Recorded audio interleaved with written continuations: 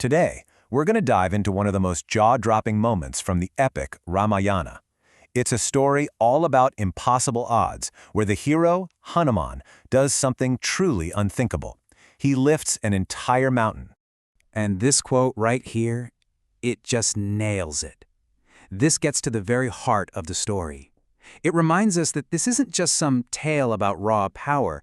It's all driven by loyalty, devotion, and a purpose that's, well, divine. Okay, so our story kicks off at a moment of absolute crisis. We're on the war-torn island of Lanka, and a beloved hero has just been struck down. So in the heat of battle, the demon prince Indrajit lands this just devastating blow. Lakshmana, the brother of our main hero Rama, is lying on the ground, mortally wounded.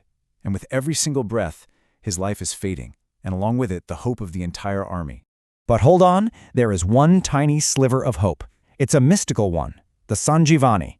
It's described as this miraculous, life-restoring herb that actually glows in the dark. And it is the only thing in the entire world that can save him.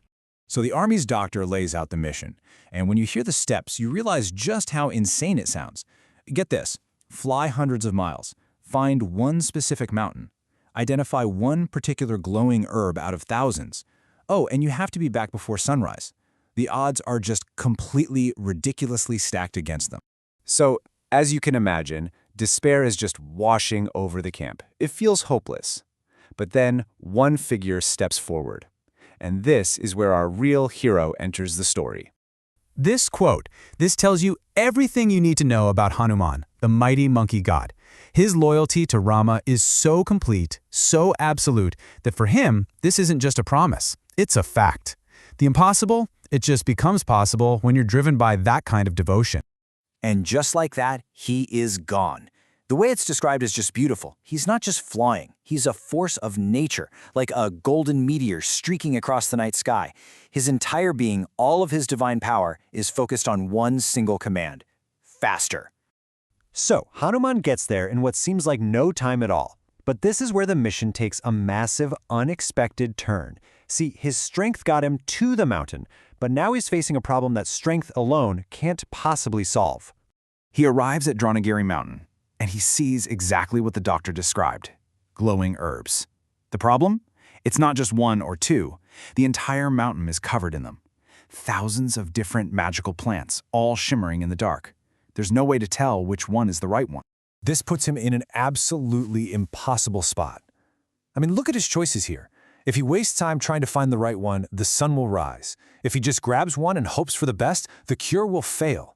Both paths, they lead to the exact same tragic end. Lakshmana dies. It's a total no-win situation, and the clock is ticking loudly. So what do you do? What do you do when every logical option leads to failure? Well, this is the moment that defines the legend.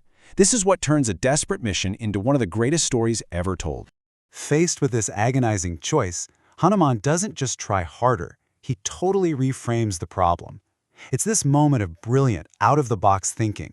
He asks himself, okay, if I can't choose the right one, then I'm not going to choose at all. I'll take them all.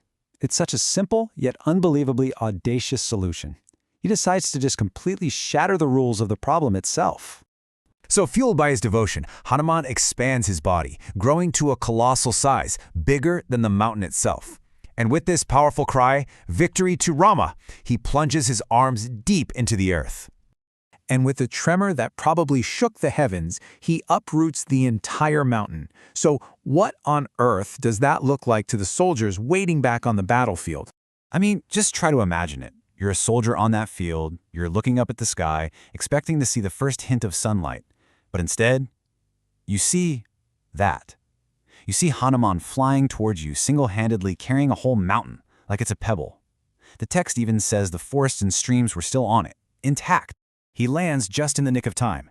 The physician, probably in a state of complete shock, rushes onto the mountain, easily finds the Sanjivani, and gives it to Lakshmana.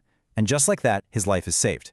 The mission is a success, all thanks to an act that no one could have ever imagined. So that's the incredible story. But why does it still resonate so deeply with people, even today? This is where the myth becomes something more, something really powerful. You see, the act of lifting the mountain isn't really about physical strength. It's a powerful symbol for shattering any obstacle in your path. It represents the idea that our limits are often just things we perceive.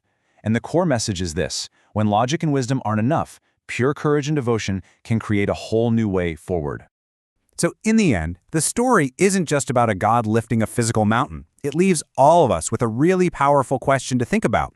When we face our own impossible choices, those moments where logic just fails us, what does it look like to act with that same level of courage? What mountains are we really capable of moving in our own lives?